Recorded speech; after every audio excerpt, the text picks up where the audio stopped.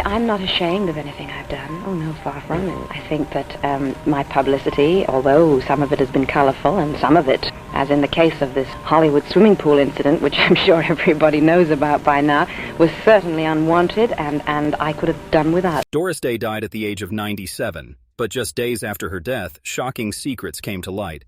Her grandson, Ryan Melcher, had not seen her for 14 years. When he finally broke his silence, he revealed dark truths about the legendary actress that had never been shared with the public.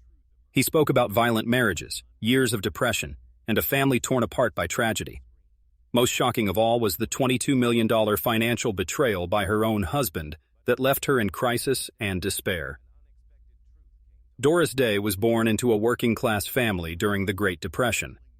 She and her mother struggled through endless hardships, but Doris had an unshakable faith and bright energy. From a young age, she dreamed of becoming a dancer and practiced constantly. However, just before she could go to Hollywood, disaster struck. A train crashed into the car she was riding in, crushing her legs. Doctors even considered cutting them off. For an entire year, she couldn't walk and lived with constant pain. During those dark days in the hospital, Doris found comfort in music. Singing became like a religion to her, lifting her spirits from her hospital bed. Her mother quickly found her a singing teacher, and this opened up a completely new path. At just 15 years old, Doris started singing for money to help support her family. She earned only $5 a night at a small Chinese restaurant, but it felt like entering a whole new world. One evening while performing at a local nightclub, band leader Barney Rapp noticed her talent. However, she was too young to sing in places that served alcohol. Without hesitation, Doris lied about her age and claimed she was 18. The real turning point in her career came on March 15, 1940, when she officially joined Les Brown's band. Just before her audition, she was so nervous that she threw up backstage. Les Brown himself reassured her, telling her he had already heard her voice on the radio and knew it was remarkable. Gathering all her courage, Doris began singing Embraceable You. By the time she finished the song, she had not only secured her place in the band, but also found a new reason to live. Tragedy struck again on Valentine's Day in 1941 while she was touring. Doris received devastating news that her brother Paul had been killed in a car accident. That very night, she still performed on stage. Her voice, heavy with grief, carried such raw pain that it moved the audience to tears. This ability to transform loss into music made Doris Day unforgettable to her listeners. The greatest moment in Doris Day's career with Les Brown's band came in 1945, when they recorded the timeless classic Sentimental Journey. Few people knew that the power of this song came from a deeply personal crisis in her own life. Initially, the record label only gave her old, boring songs to sing, but Doris refused. After a heated argument, she finally won the right to choose her own material, selecting It's Magic. On the day of recording, her personal life was falling apart. The night before, she had a terrible fight with her husband, Marty Melcher. The next morning, she walked into the studio with swollen red eyes and a heart full of pain. Instead of postponing the session, Doris decided to pour all her pain, anger, and longing into one unforgettable performance. As the music began, she sang with everything she had. Every line and note seemed to come directly from her broken heart. When the final chord ended, the entire studio fell silent. Some musicians quietly wiped away tears, and the sound engineer was so moved he couldn't speak. The recording was so perfect that Columbia Records decided not to change anything. Every breath, sob, and trace of emotion was kept exactly as it was. Despite her growing fame across America, Doris carried a secret that few could imagine. She had a paralyzing fear of performing live. When Secret Love was nominated for Best Original Song at the 1954 Academy Awards, everyone expected her to perform it on stage. To Hollywood's shock, she refused. She later admitted, "When they asked me to sing Secret Love at the Oscars, I told them I couldn't. I just couldn't sing in front of those people." This decision rocked Hollywood. The press immediately called her the most uncooperative star of the year and mockingly gave her the Sour Apple Award from the Hollywood Women's Press Club. What the public didn't know was that Doris was fighting a silent battle with depression. The avalanche of criticism hit her fragile spirit like hammer blows, pushing her deeper into depression until she withdrew from public life for weeks at a time. Even at the height of her fame, Doris constantly wrestled with panic attacks and fear. In 1952, while filming I'll See You in My Dreams, she collapsed emotionally and believed she was dying from heart disease. Instead of getting help, she turned to alcohol to numb her pain, hiding her suffering behind a cheerful face for the cameras. The early 1950s became the darkest period of her life. She avoided public appearances, refused interviews, and sometimes broke down right on movie sets. During filming of Young at Heart in 1954, after an especially emotional scene, she burst into uncontrollable tears. Frank Sinatra had to hold her and whisper comforting words. Later, Doris confessed that at that moment, she felt she was on the edge of complete collapse. It wasn't until 1971, when she was nearly 50, that Doris finally sought professional therapy. For 4 years, she faced every piece of anxiety and depression that had haunted her throughout her life. Only then did she find something the bright stage lights had never been able to give her: true inner peace. Ironically, Secret Love, the song that had once terrified her, later became a quiet anthem for the LGBTQ community during the 1960s and 1970s, representing love that had to remain hidden. When Doris learned of this, she broke down in tears and openly expressed her support, which was a rare and brave gesture for a star of her time. But the panic and inner shadows were only part of her tragedy. Behind the scenes, Doris Day's personal story contained chapters that were much harsher and more unforgiving, involving violent marriages and devastating financial betrayal. Doris Day's life took a dark turn when she was only 17 years old. Ignoring her mother's desperate warnings, she quickly married Al Jordan, a 23-year-old trombone player who looked good on the outside but had a violent, unpredictable temper. Just hours after their April 1941 wedding, her mother's fears came true. That very night, backstage at a performance, Doris gave a gentle kiss on the cheek to a colleague as thanks for a small gift. To Jordan, this was proof of betrayal. He dragged his new bride out of the theater, pulled her through the freezing New York streets, slammed the hotel room door, and beat her with brutal abandon. Violence became a daily routine. Jordan watched her every move, accused her of cheating over the smallest things, and lashed out with cruel insults meant to humiliate her. Once, after seeing Doris's face on a magazine cover, he hit her across the face in public without hesitation. When Doris became pregnant, his obsession reached terrifying levels. He demanded she get an illegal abortion, and when she refused, he beat her so severely she nearly lost the baby. The nightmare reached its peak in the 8th month of her pregnancy when Jordan hid a gun in his car, drove her to a deserted area, and coldly said he would kill both mother and child before taking his own life. Faced with death itself, Doris used every bit of composure and intelligence to calm him down. The tragedy was barely avoided, but the terror burned so deeply into her memory that for the rest of her life, she couldn't sit in the front seat of a car without shaking. In February 1942, Doris gave birth to her first son, Terry, hoping this child might change Jordan. But that hope was quickly shattered when Jordan turned his violence on the baby as well. A mother's heart knew there was no other choice. It was time to run. With her last bit of courage, she grabbed her son, fled, filed for divorce, and closed the first chapter of her nightmare. But fate wasn't finished with her. Her second marriage to saxophone player George Weidler seemed to promise a fresh start. They met on stage, brought together by music, lights, and long nights.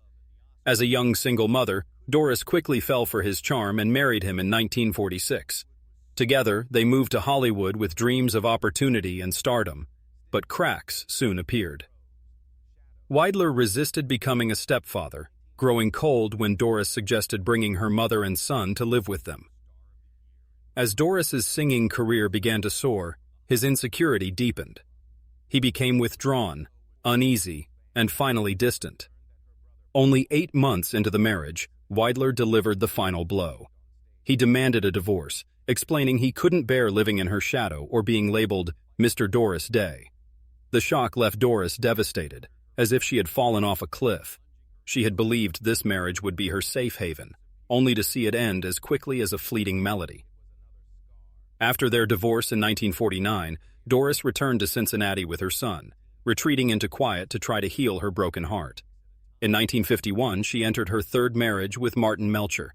She thought she had finally found a stable person to lean on, but the man she trusted most would become the sweetest trap and the most ruthless betrayer. Melcher wasn't just her husband, he was also her financial manager with complete control over her earnings. For 17 years, together with attorney Jerome Rosenthal, he quietly stole every cent Doris earned, putting it into reckless, doomed business ventures. Trusting him completely, Doris never realized that every step she took was leading her deeper into financial ruin. In 1968, Martin Melcher died suddenly. Doris had barely begun to grieve when another devastating blow struck. Her entire fortune, about $20 million at the time, equal to $150 million today, had vanished.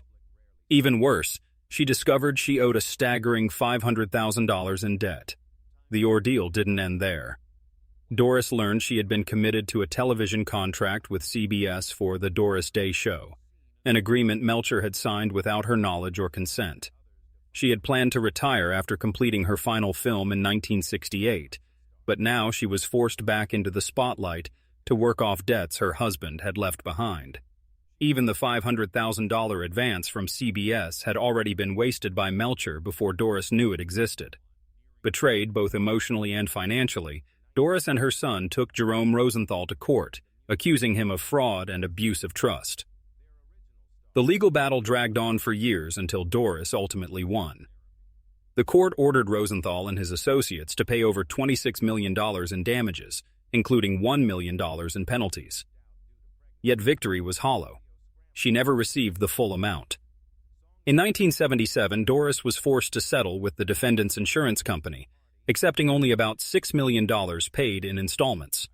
Her son later said bitterly, "My mother received far less than what people imagined." The loss wasn't just financial. It was the betrayal of the man she had loved and trusted for nearly 2 decades. That betrayal drove Doris into seclusion, away from the spotlight she had once commanded, leaving her to look at stage lights with a different perspective, one colored by both nostalgia and deep pain. On May 13, 2019, the world mourned the passing of Doris Day at age 97. Millions of fans grieved World Day. Dwight. But just one day later, the public was shocked when Ryan Melcher, Doris's only grandson, revealed a heartbreaking story on his Facebook page. He confessed he hadn't seen his grandmother in 14 years. What hurt him most was learning of her death not from family, but through social media headlines, the same way millions of strangers learned about it. The seeds of their separation were planted in 2004, when Ryan's father, Terry Melcher, Doris Day's only child and greatest pride, died of cancer at age 62. Shortly after the funeral, Doris called Ryan and invited him to dinner. Ryan believed this would be the start of reconciliation, especially since their relationship had grown distant after his parents' divorce in 1997. However, just as a new chapter seemed ready to begin, tragedy quietly crept in. The long-awaited dinner was suddenly canceled by a single phone call. The person who intervened was Bob Bashara, Doris Day's new business manager. He summoned Ryan to meet him at Cypress Inn, the elegant hotel in Carmel, California, that Doris co-owned. There, instead of a warm greeting, Ryan was confronted with a chilling question. "Why do you want to see Doris?" Shocked, he replied as if it were obvious. "She's my grandmother." But Bashara showed no concern for family ties. He coldly declared that Ryan wouldn't be allowed to meet Doris, blaming the estrangement on Ryan's parents' divorce and using it as an excuse to close the door on any chance of reunion. With just a few words, Bashara had built an invisible but unbreakable wall that kept grandmother and grandson apart for 14 years, right up until Doris Day's last breath. To many, it seemed like part of a carefully planned scheme to prevent the family from ever reuniting. Ryan later admitted his deepest regret was not fighting harder against it, but the barriers surrounding Doris's home, all put in place by Bashara, made any attempt nearly impossible. However, the truth is never told from only one side. Doris's representative, Charlie Cullen Walters, publicly disputed Ted Ryan's claims. Walters insisted he had made multiple efforts to reconnect Doris with Ryan, even choosing her 90th birthday celebration in 2014 as the perfect moment for reunion. Yet Walters said Ryan never responded. Walters also revealed that Ryan's personal website had posted a notice asking people not to contact him about anything related to Hollywood or celebrities. So the story became even murkier. On one side, Ryan claimed he always wanted to reunite with his grandmother. On the other, Walters suggested the distance wasn't entirely Doris's fault. Perhaps it was nothing more than a series of misunderstandings, rather than a deliberate scheme to keep them apart. Despite the sorrow and years of separation, Ryan's life eventually improved. On January 31, 2025, he and his wife welcomed their first child, a daughter named Madison Marie Melcher. The couple made their home in Carmel, where they continued building their family life while honoring Doris Day's legacy in their own way. In her final years, Doris Day chose to withdraw completely from the spotlight. After her third husband's death in 1968, she became more private than ever. By 1973, when her last film wrapped and The Doris Day Show ended, Doris had virtually vanished from Hollywood. She sold her Beverly Hills home, abandoned glamorous parties and red carpets, and found refuge in Carmel by the Sea, a peaceful coastal town in California. There, surrounded by crashing waves and flower-lined streets, Doris found the peace she had always longed for. From a celebrated screen icon, Doris transformed into a guardian of small, voiceless creatures. Nearly all her time and wealth were devoted to the Doris Day Animal Foundation and the Doris Day Animal League, two rescue organizations she had founded.